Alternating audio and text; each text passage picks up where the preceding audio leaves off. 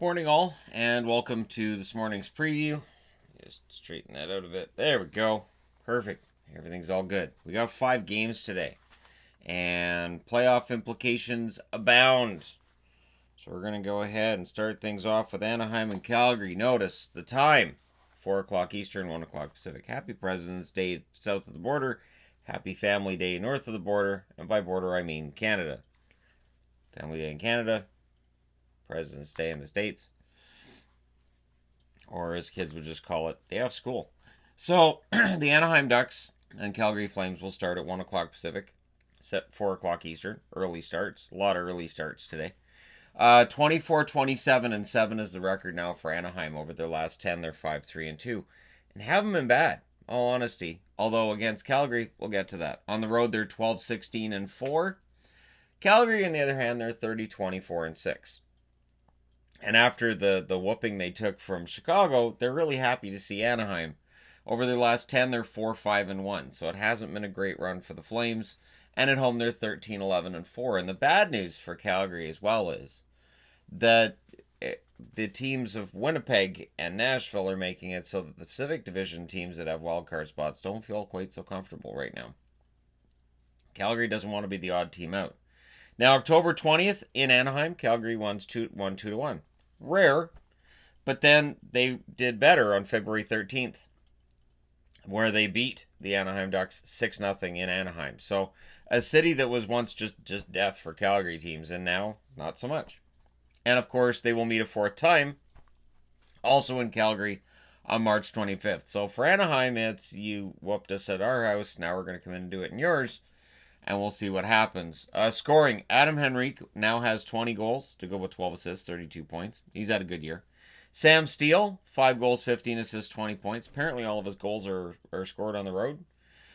Grant, 14 goals, 6 assists, 20 points for him. Solid season for him. Bottom 6 forward, but 14 goals is pretty darn good. Raquel, 13 goals, 21 assists, 34 points. In net, Gibson played last night, so I would think it'll be Miller tonight. Gibson 17, 22, and 4 with a 904 save percentage. Miller 7, 5, and 3 with a 909 save percentage. On the Calgary side, Derek Ryan, 10 goals, 18 assists, 28 points. He's had a good year. Johnny Gaudreau, some challenges for Johnny Hockey. 14 goals, 35 assists, 49 points for him. Elias Lindholm, 27 goals, 21 assists, 48 points. He's scoring well enough recently. And Hannafin, 5 goals, 12 assists, 17 points. The offense is getting there. On the goaltending front, it doesn't really matter who they go with. Talbot is the better goaltender. Riddick's 22, 15, and 5, 908 save percentage. Talbot 8, 9, and 1 with a 919 save percentage. When I say better goaltender, I mean today. Just in general, the goaltender who's the best in Calgary seems to depend on the week, the day, the hour. So we'll see how they do against the Anaheim Ducks. But they shouldn't be taking them lightly. They're not in that position. Islanders in against Arizona. The Islanders, this also starts at 4 o'clock Eastern, 1 o'clock Pacific. The Islanders 33, 18, and 6 over their last 10. They are 5, 3, and 2. And on the road, they're 15, 11, and 2. So they need to get it going. And what the it is that they need goals. Now, the funny thing is, this is a team that hasn't scored a goal in 2 games. And they go out and get Andy Green. I thought that was kind of a funny thing. And I know Islander fans won't think so, but I thought, yeah, okay. And I understand why they added Green. I just thought it was interesting because they do need scoring. On the Arizona side of things, also a team that needs more scoring more consistently. 29, 24, and 8 is their record. They're 3, 4, and 3 in their last 10. They're 14, 11, and 4 at home. They're going to make the playoffs. They've got to turn things around because, again, they're looking over their shoulder and seeing teams behind them that have decent enough point totals and also have games in hand. Those games in hand are important, which means for Arizona, you can't afford to lose this game. These teams met October 24th in New York. The Islanders won that one 4-2.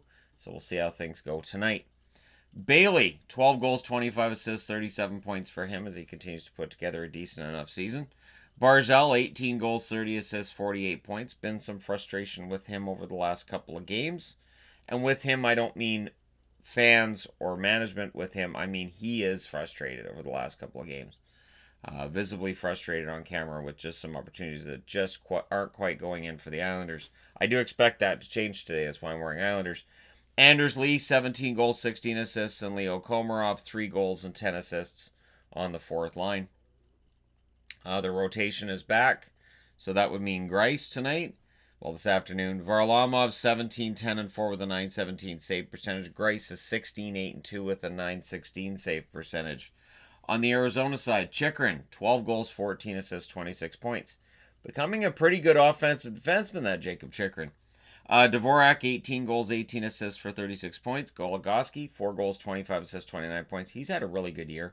And Lawson Krause, 14 goals, 9 assists, 23 points. He's looking pretty good as well.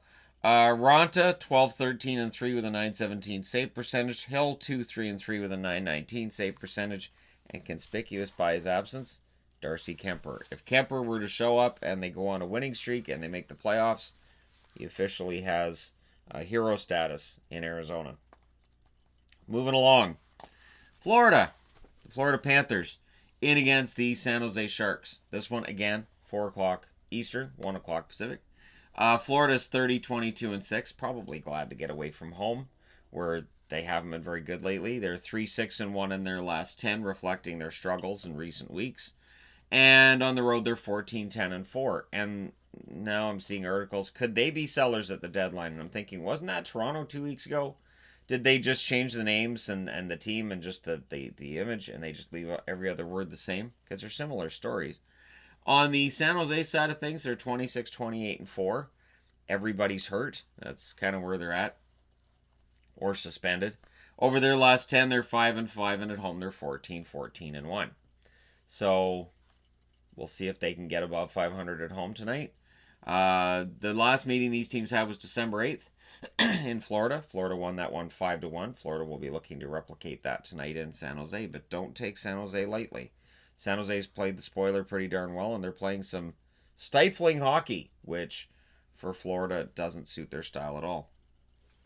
On the Florida scoring side of things, Huberdeau, 21 goals, 49 assists for 70 points.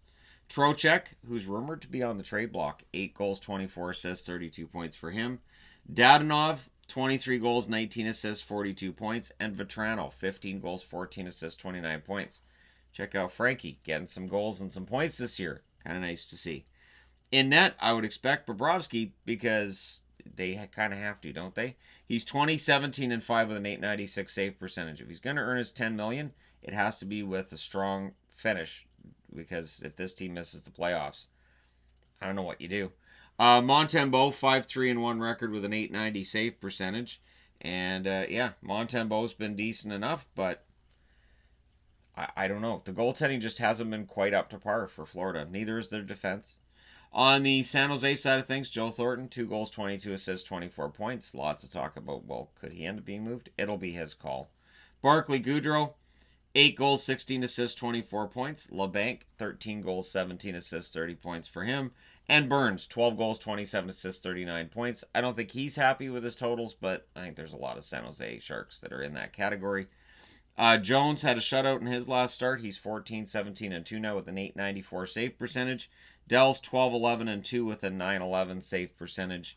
So we'll see which way they go. But yeah, the Sharks, they're playing out the string at this point. All right, moving along. Capitals in against Vegas. This one starts at 3 o'clock Pacific, so 6 o'clock Eastern. I'm just going to say right now, again, because we're going to be in Vegas from March 15th to 20th, I thought, well, I'll check out the ticket prices, and I understand this is resale. The ticket prices for Vegas against Dallas on the 17th. Holy crap. Just what? When a resale ticket and standing room only is more expensive than what I pay for a lower bowl here in Vancouver. Wow. Anyways, the Capitals, they're 37, 16, and 5. Not a lot of wow going on with these guys right now. They're 5 and 5 in their last 10. And they're definitely feeling it. It's been 4 games since Ovechkin got a goal. Now they're going to Vegas. Do you feel lucky? On the road, they're 21, 7, and 3. Their last game was that loss in Arizona. Now, Vegas, they're 30, 22, and 8. They're 5, 3, and 2 in their last 10. So it's interesting that none of the teams on this board have more than 5 wins in their last 10 games. So none of them playing great. But at home, Vegas is 16-10-4. Now, November 9th, these teams met in Washington. Washington won that game 5-2. So, scoring. Washington. Brenna, 23 goals, 24 assists, 47 points. Eller, 14 goals, 21 assists for 35 points. Wilson, 17 goals, 21 assists, 38 points for Tom Wilson. And Hagelin, who every now and then throws in a goal, just because he can. 5 goals, 13 assists, 18 points. Holtby in net, 21, 12, and 4 with an .897 save percentage. Maybe his numbers are going to be salvaged after all. Samsonov, 16, 4, and 1 with a .917 save percentage, is there when needed. On the Vegas side of things, Riley Smith, 22 goals, 23 assists, 45 points. Stastny, 16 goals, 15 assists for 31 points. And Stone, 20 goals, 37 assists, 57 points for him, as Vegas could come out of tonight tied for first overall in the Pacific Division and push Vancouver down to third. Schmidt, 7 goals, 21 assists, 28 points for him on the blue line. It's been a pretty good year for their blue liners, Schmidt and Theodore. On the goaltending side of things, Marc-Andre Fleury, 22, 14, and 5 with a .905 save percentage, and Malcolm Subban, 8, 7, and 3 with an .893 save percentage. I do expect Vegas to be making trades. Whether they happen before this game, during this game, after this game, remains to be seen. That being said, I do need to change boards. So this is where the schedule gets interesting. At 6 o'clock Pacific, 9 o'clock Eastern, you have Colorado at home against Tampa Bay. So there's 3 hours difference between the start time of the Capitals in Vegas and this game here. I could potentially have time to review the first 4 games of the day and save this one for later. It's 5 hours between the start time of the first game of the day and the last. We'll see. We'll see what I do. Because Tuesday is a busy day, so quicker I can free up boards to get ready for the preview for Tuesday, the better.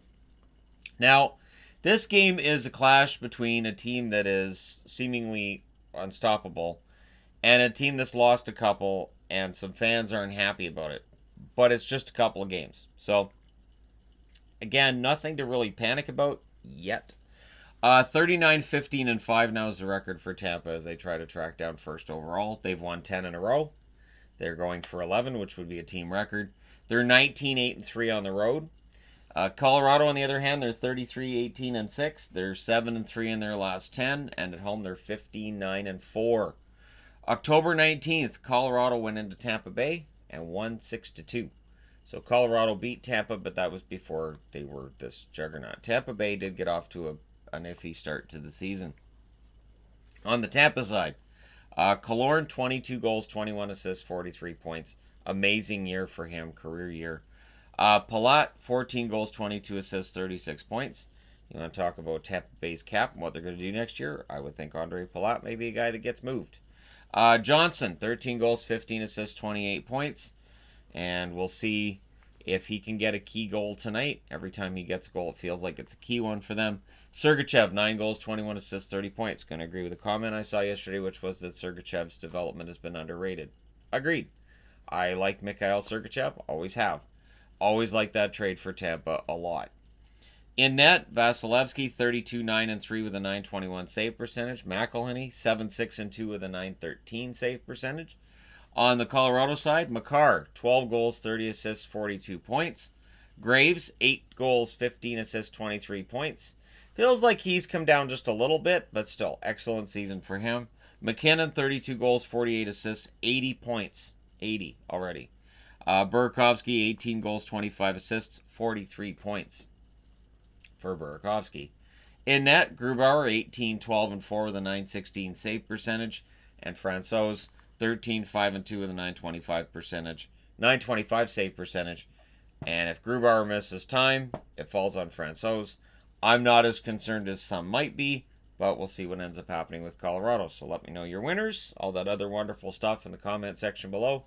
Don't forget to hit like and subscribe if you're browsing your way through, you just happened upon this video. Thank you guys so much for watching, for all your support. I will talk to you again soon.